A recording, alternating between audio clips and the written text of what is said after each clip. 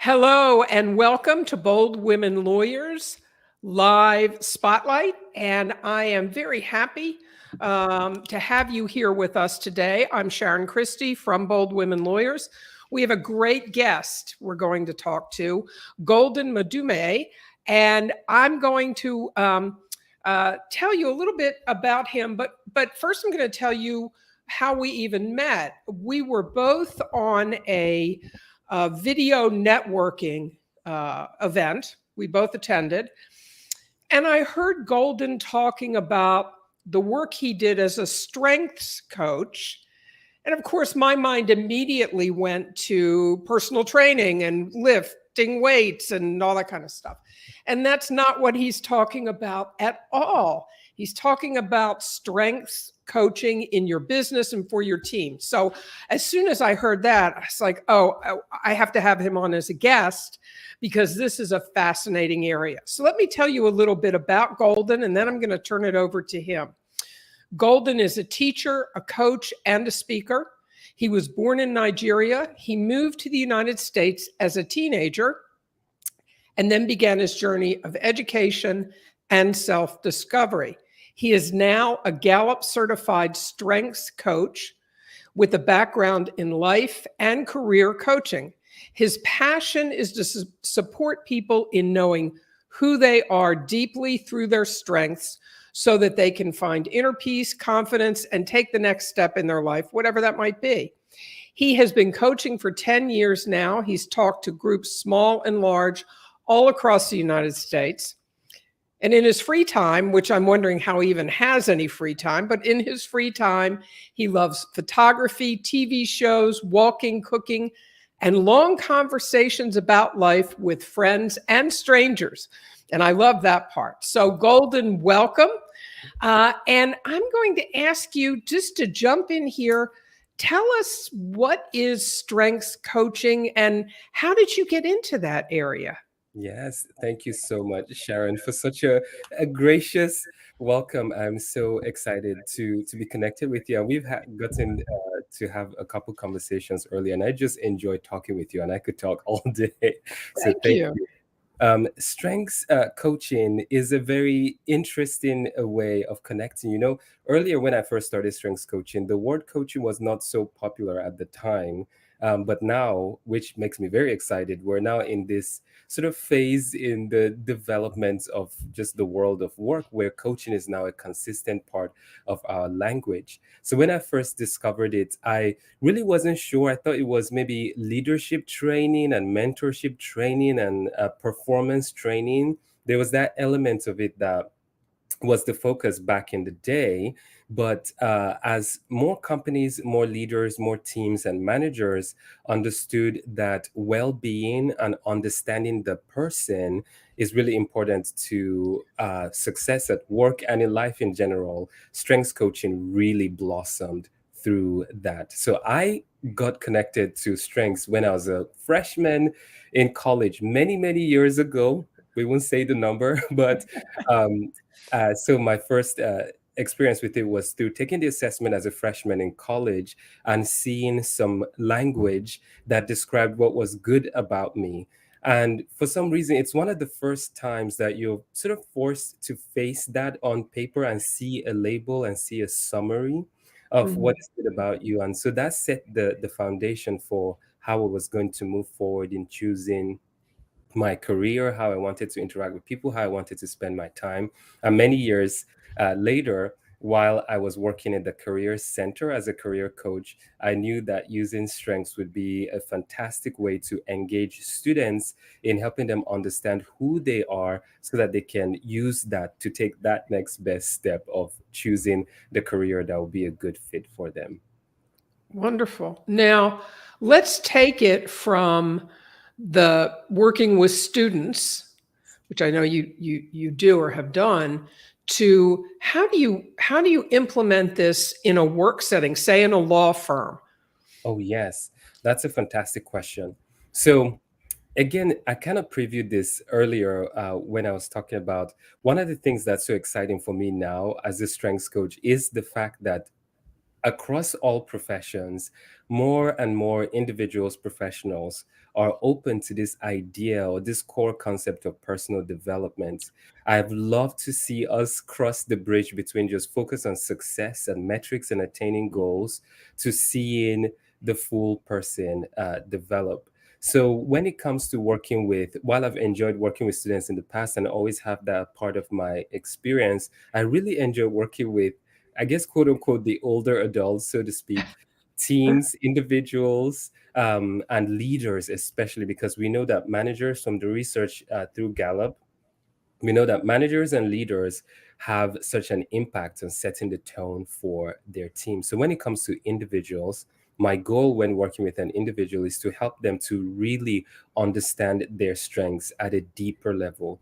As we go through life and mature and have more experiences, we get all these layers that kind of add onto us, almost like a reverse peeling the onion. Instead of reducing, we keep adding these amazing layers to us. And when we're not conscious and aware of it, we sort of leave money on the table or leave skills on the table that we could be using. So for lawyers, law firms, teams, and leaders or managers within those teams, it's so important to consistently develop that aspect of you that is your edge, that makes you unique, that defines your approach, and then set the tone and support the development of your team members in your law firm. So let me ask about that. So I'm, an owner of a small law firm. Maybe I'm the only lawyer, or maybe there's, one or two other lawyers. And there's a lot of support staff. We have paralegals, we have legal assistants. How would I use the strengths? Oh, sorry, something's buzzing here. I'll turn that off. The strengths, it's actually my dentist calling because they want to make sure I show up. Yes. You turn that off. But I've got this small team. Now, how would I take strengths coaching or strengths assessment, because that's what you mentioned, to how's that going to apply to my team? Like, would I do an assessment with them? Would I come and do the assessment? Tell me a little bit about that, how that works. Yes, absolutely. And my answer to that is all of the above. So the assessment is usually just the first starting point. And as a coach, a lot of Gallup certified strengths coaches, we make this joke about when you take the assessment, you get really positive feedback because it outlines and highlights some of the areas of it, outlines and highlights all your strengths, right? And then you see your top 5, top 10, the areas of strengths that you're really dominant in. It's very easy, and we've noticed this in the past, that it's very easy for people to be very satisfied by what they're seeing, and the tool and the assessment is very robust, has a lot of information, has a lot of resources and tools in there that you can really take it and run with it on your own and do a great job. But it's so easy without the accountability for someone to just get satisfied by, enjoying a lot of popcorn or enjoying a lot of candy and not take the next step with it. So take the assessment, have your time to understand your results and what they mean specifically to you and your context.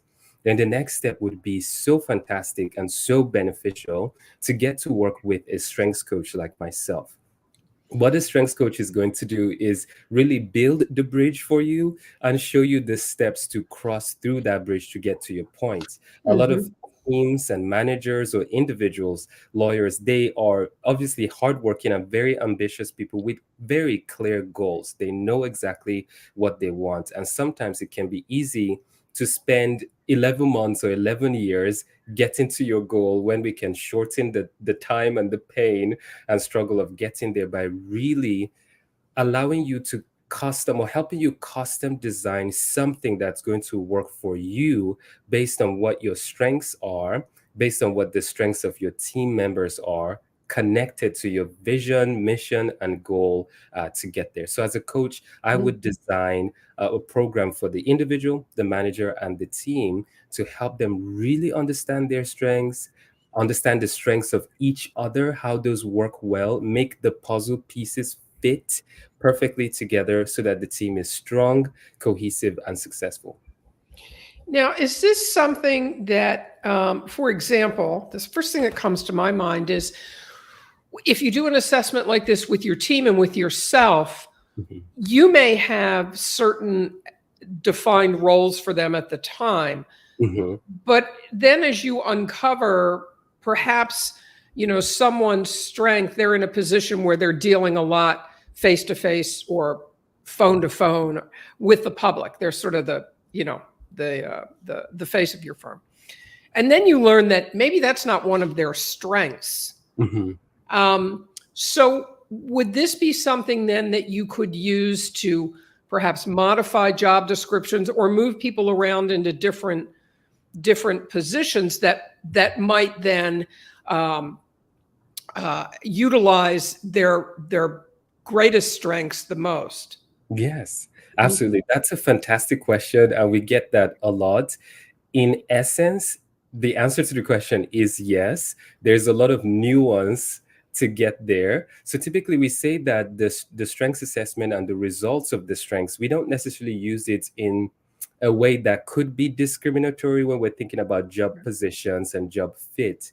However, in getting to understand our team members and what they do really well and what they find fulfilling, what energizes them, what they're great at, we can design things to take advantage of those strengths so that they are better utilized and better fit in the organization as we go toward the mission and vision. So sometimes it may look like making adjustments to a job description, and sometimes it may not look like that. It may just look like changing the method of getting there. Uh-huh. So you may have, for example, we have so many examples of leaders who are very effective in what they do and accomplish their goal as being leaders. But you might know one leader as the very extroverted, high in communication leader and charismatic, and that really works for them.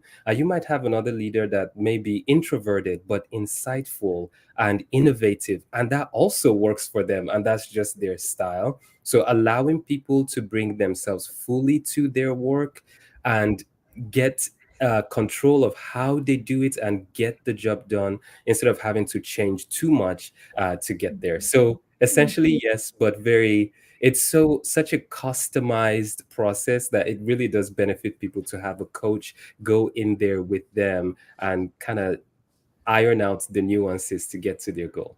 Sure. And so I'm really interested in, how you would use strengths coaching to strengthen your team, to get the best that you can out of everybody, including yourself. Yes. What's the role of strengths coaching in a situation like that? Yes, that is a fantastic question. In the past, when I've worked with teams, and I think I heard this sort of embedded in your question, which kind of clued me up to bring this up.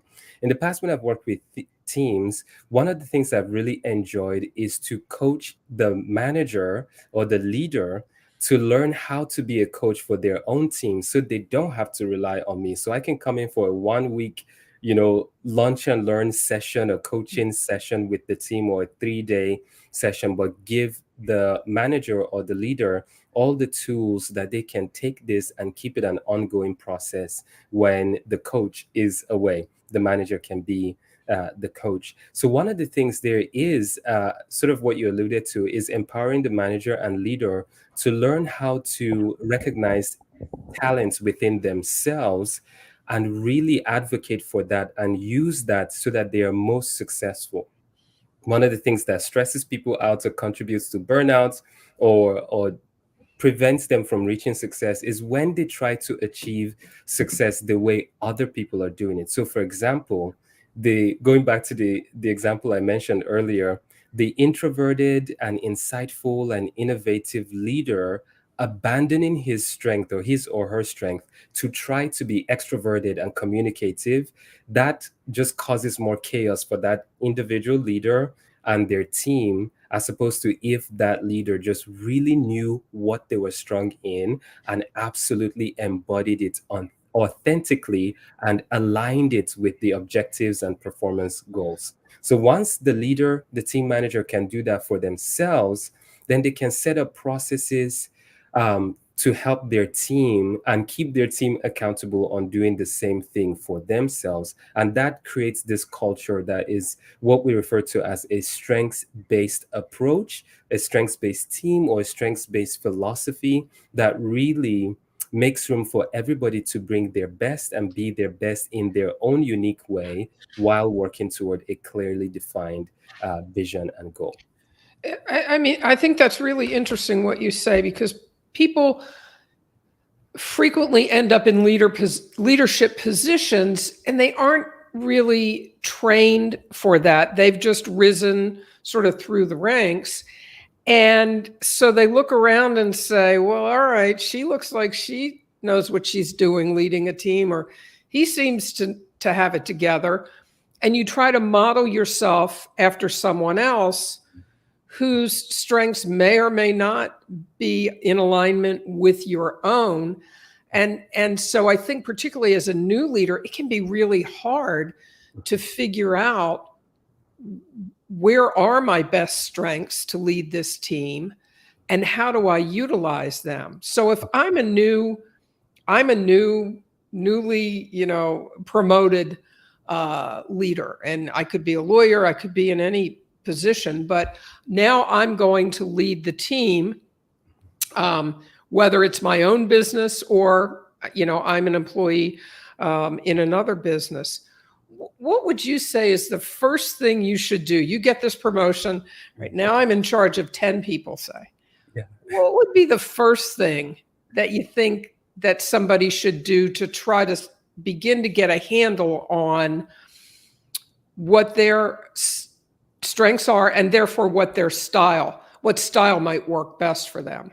Yes, that's a very good question. And I have a couple ideas for this. So, the first thing, if they haven't already done this, I would so encourage them to take the strengths assessment, because that would be the first point of discovery and exploration and then application of information. So, once that leader or that new leader is very aware of their strengths, it gives them the first door to walk through and to say, okay, wow, my strength is strategy. So I can really bring vision and strategy to the team, and then see what else my team has so that we can combine together to make almost like a perfect imagery of a community or a team or a group, and so on and so forth. So that'll be the first step.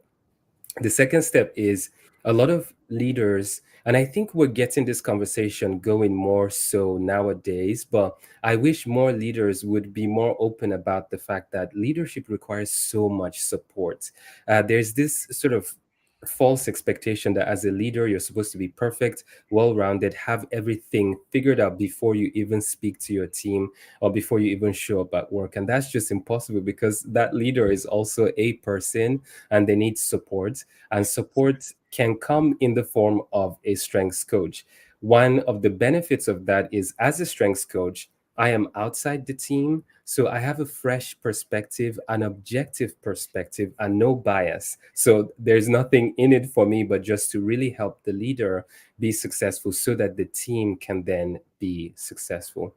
Then the next thing, one of the conversations that I have in coaching conversations with leaders is, there are four things that Gallup research as the greatest needs of followers, and that boils down to trust, hope, stability, and compassion. So once the leader knows what their strengths are and can, apply it to their mission, vision, objectives for their work performance, the relationship with the team then is, I want to coach that leader to see how they can use their strengths, let's say strategy or communication or achiever, to create a sense of hope, stability, trust, and compassion in their followers. Once they can sort of connect to that, then they transform from just being a leader by title and authority and position to being a leader that can mentor, coach, and support the success and development of their team members as individuals while they're working toward the goal. So we don't just want people to achieve goals and perfect outcomes. We also want people to be developed in the team. So that's a whole long process that can take a couple weeks to a couple months, depending on the nature of communication and structure. And then lastly, I always recommend communication always, at all times, it's better for a leader to over communicate to their team members than under communicates, because people will always support and believe and rally around you when you're being open, as opposed to when you're secretive and hold back things and people fear the unknown and fear the worst. And when you mention that, I'm just thinking about the number of times that I was on sort of the receiving end, and admittedly, the number of times I was sort of on the giving end of a situation where I'm just assuming everybody knows what I want. Yeah. And so once I realized, like, how could they? And I would try to make a joke of it and say, "Oh, you mean you can't read my mind and know what I need you to do?" And they would laugh. But you said a couple of things that I think are really important.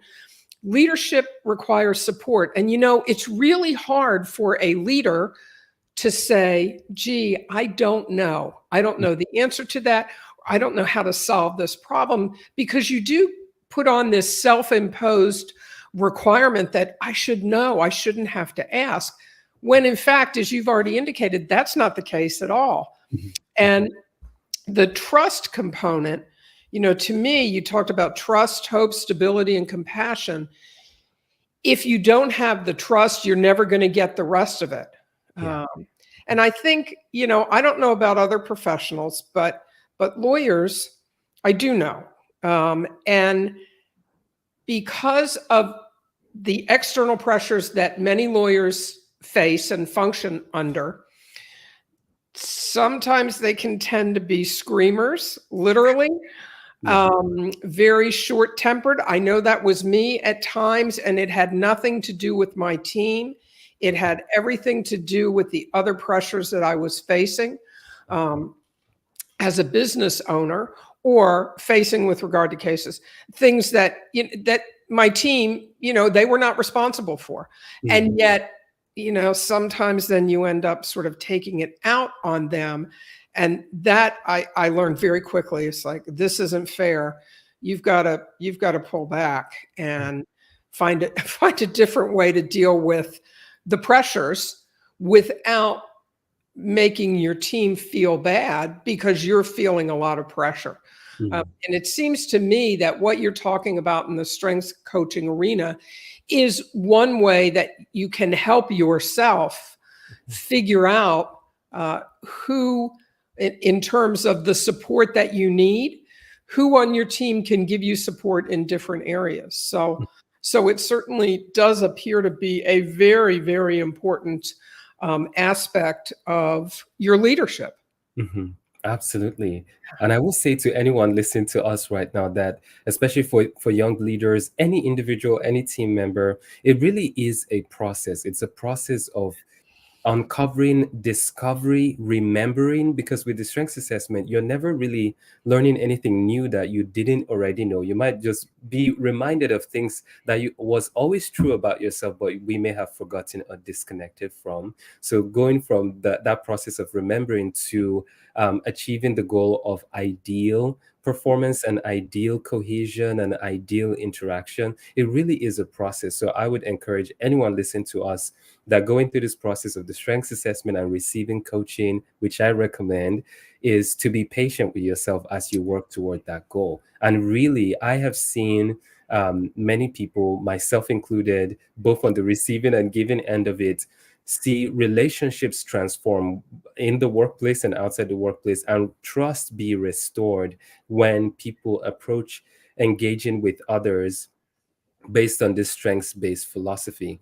The reason behind it is in something that I stole from my previous boss, who was such an amazing leader. Her name is Dr. Stacy Ballinger, and she was the first person that was the perfect role model for me that mentored this strengths-based approach. She understood my strengths very well, and she was very aware of her strengths, and we knew how to sort of meet in the middle and take Mm, advantage of the best parts of each other.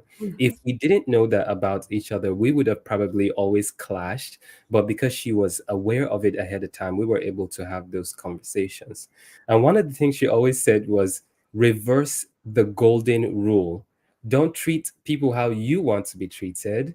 treat them how they want to be treated. So it is so important for me to know the strengths of my team members or the strengths of my clients so that I can work with them and understand their perspective, speak a little bit of their language. It's also important for them to understand my strengths as their leader or coach so that they can understand why this is important for me and speak a little bit of my language, or give me space, or give me grace, or give me what I need, and have that mutual respect and exchange that is good for the relationship and also good for the work performance. That's wonderful. I love that idea, the reverse golden rule. Yeah. How do they want to be treated? I love it. Well, Golden, this has been fascinating. Now tell me, if listeners want to get in touch with you, how would they do that? They can. I am really active on Instagram. I've been creating a lot of educational content to post on there. So they can just search for me by name, Golden Madume, on Instagram, or you can also connect with me right here on LinkedIn as well. I would love to get a message from you. Any questions or comments you have, I love, love, love, love conversations, and I love coaching and speaking as well. So it would be my pleasure and honor to be connected with you. Wonderful. Well, now there you have it, everybody who's listening. You know how you can get in touch with Golden. Golden, this has been terrific. I thank you so much Thank for you. being willing to come and spend some time with us today. I've learned a lot. I know that all of our listeners have learned a lot too. So thank you for being here. Thank you so much for having me. Thank you. You're welcome. All right, so we will be back in a week. Next week, we're going to be talking about subscription services for law firms. I know it's something of a hot topic right now, and we're going to be talking to a lawyer who has actually set up his firm doing subscription services. So we'll find out all about that. So join us next week, 2 o'clock on LinkedIn Live, and we will see you then.